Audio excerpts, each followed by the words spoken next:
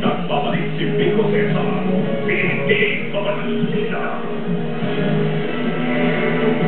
Alright mga kaibigan, pwede ko kayong tumawag 416-6300. Napapasarap po kasi yung kwentuhan natin dito. Kaya yung mga kaibigan nating nasa politika, tuwan-tuwa ngayon sa akin, hindi sila natatawagan.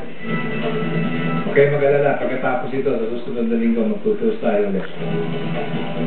Ang ating ng DZMM hotline, 416-6300, 924-2615, 924-1522.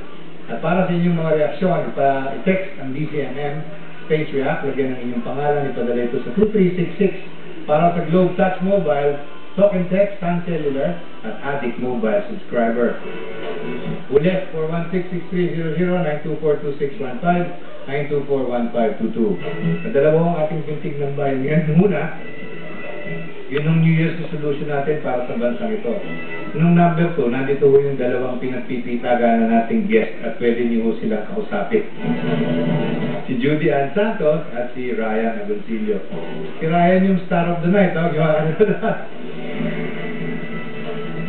Di ba maganda yung sinasabi mo, star of the night?